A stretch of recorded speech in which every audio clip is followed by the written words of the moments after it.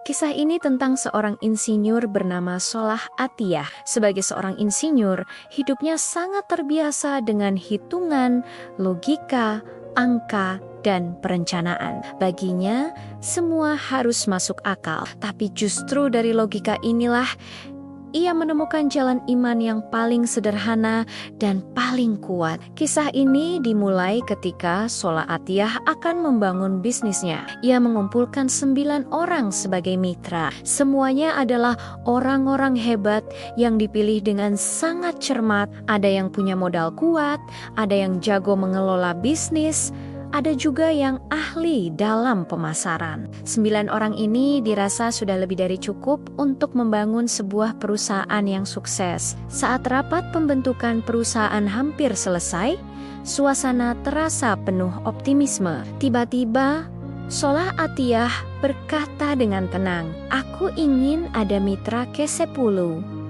Para mitra yang lain saling berpandangan, sedikit bingung.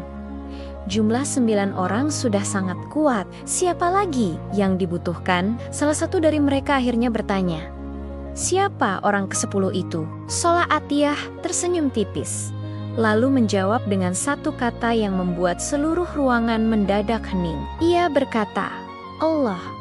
Tentu saja, jawaban itu membuat semua orang terdiam. Apa maksudnya menjadikan Allah sebagai mitra bisnis? Solah Atiyah kemudian menjelaskan maksudnya dengan sangat sederhana. Mitra ke-10 ini tidak akan mengambil keuntungan sepeser pun, katanya. Bagian keuntungan untuk Nia adalah kejujuran kita dalam bekerja, keadilan kita dalam berbisnis, dan sedekah dari hasil usaha yang kita jalankan. Ia kemudian membuat sebuah kesepakatan batin, semacam kontrak yang tidak tertulis. Isinya simpel saja.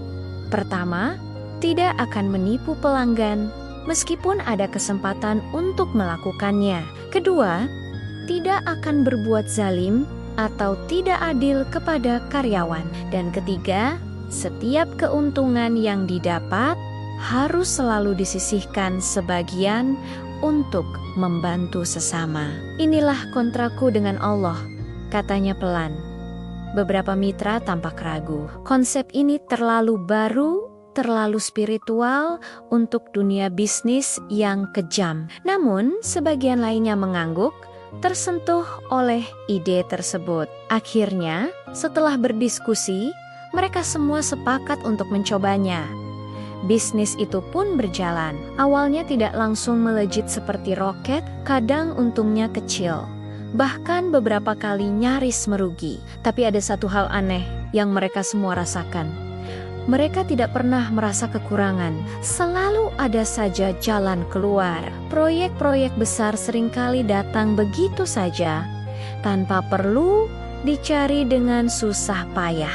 Ketika ada masalah besar yang mengancam perusahaan, entah bagaimana masalah itu selesai dengan sendirinya, tanpa perlu ada keributan. Dan yang paling penting, kepercayaan pelanggan tumbuh dengan kokoh. Dari mulut ke mulut, Solah Atiyah hanya punya satu penjelasan untuk semua keajaiban ini. Ia berkata, jika mitra kita adalah Allah, maka yang dijaga bukan hanya laba perusahaan, tapi juga ketenangan hati kita. Kesuksesan bisnis tidak membuatnya menjadi sombong atau lupa daratan. Ia tidak melupakan dari mana ia berasal. Ia sering pulang ke kampung halamannya. Sebuah kampung sederhana yang dulu mengenalnya hanya sebagai anak biasa yang sering bermain di jalanan. Saat pulang, ia melihat kondisi kampungnya dengan mata hatinya. Ia melihat jalanan yang masih rusak dan becek. Ia melihat banyak anak-anak pintar yang terpaksa putus sekolah karena tidak punya biaya. Ia juga melihat banyak warga yang terjerat utang hanya untuk bertahan hidup dari hari ke hari. Melihat semua itu, Solah Atiyah tidak datang sebagai seorang bos besar yang pamer kekayaan. Ia datang sebagai seorang anak kampung yang pulang untuk berbakti. Pelan-pelan, tanpa banyak bicara, ia mulai bergerak. Ia menyalurkan apa yang ia sebut sebagai hak mitra ke-10. Ia membantu memperbaiki jalan-jalan desa yang rusak. Ia mulai membiayai pendidikan anak-anak miskin. memastikan mereka bisa terus sekolah dan meraih cita-cita. Ia juga membuka lapangan kerja baru agar warga punya penghasilan yang layak. Bagi mereka yang terdesak kebutuhan, ia memberikan pertolongan tanpa bunga, tanpa tekanan, dan tanpa syarat yang menyulitkan. Ia tidak pernah menempelkan namanya di setiap bantuan yang ia berikan. Tidak ada pelang bertuliskan sumbangan dari Bapak Solah Atiyah. Ia tidak mencari pujian atau pengakuan. Ketika ada yang bertanya kepadanya, "Mengapa Anda melakukan semua ini?" Jawabannya selalu singkat dan rendah hati. "Aku hanya menyalurkan hak mitra Kesepiolo. Tahun demi tahun berlalu dan kampung itu perlahan berubah." Perubahan itu nyata dan bisa dirasakan semua orang. Anak-anak yang dulu terancam putus sekolah, kini bisa mengenyam pendidikan tinggi. Warga yang dulu sulit mencari kerja, kini punya pekerjaan dan penghasilan yang stabil. Rasa saling percaya dan gotong royong tumbuh subur di antara penduduk. Hebatnya, banyak orang di kampung itu bahkan tidak tahu dari mana semua bantuan itu berasal. Mereka hanya tahu bahwa ada tangan tak terlihat yang senantiasa membantu mereka. Bagi Solah Atiyah, itu sudah cukup.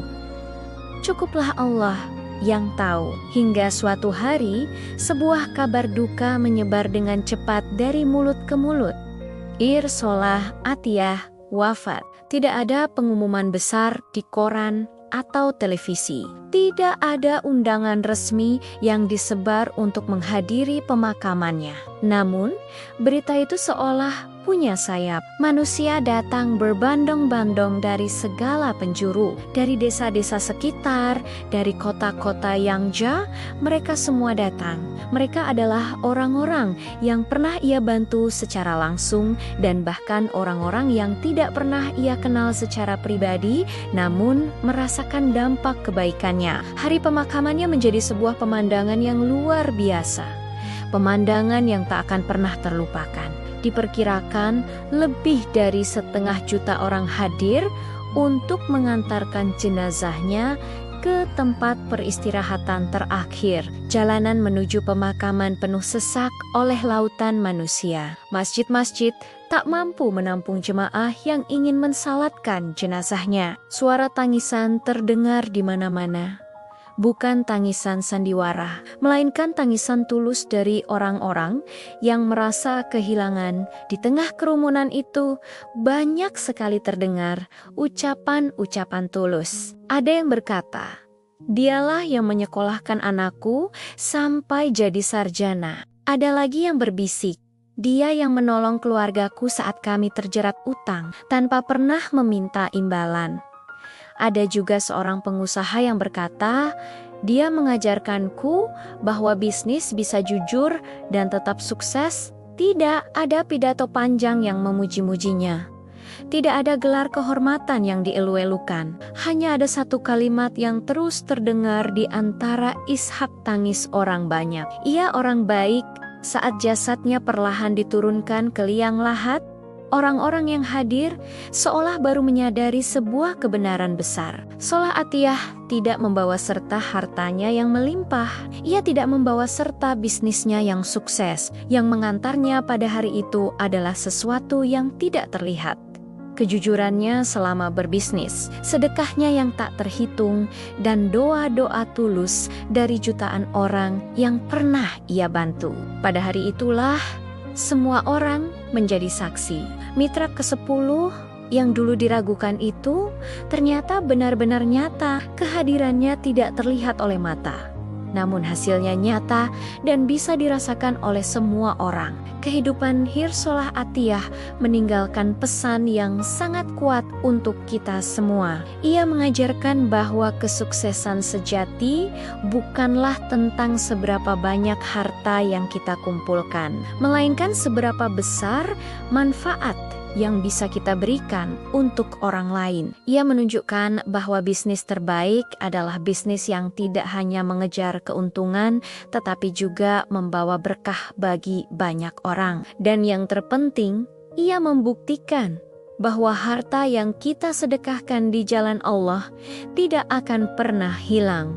harta itu akan kembali kepada kita dalam bentuk yang jauh lebih besar dan lebih abadi, dalam bentuk cinta dari sesama manusia, dan yang paling utama, ridha dari Tuhan. Solah Atiah hidup dengan sederhana. Ia bekerja dengan jujur. Ia menjadikan Allah sebagai mitranya. Dan ketika ia pergi, 500 juta manusia menjadi saksi hidup bahwa mengajak Allah dalam setiap urusan hidup kita adalah investasi terbaik. Sebuah investasi yang tidak akan pernah merugi. Terima kasih sudah menyimak kisah inspiratif ini. Semoga kita bisa mengambil pelajaran berharga dari kehidupan Ir Solah Atiah.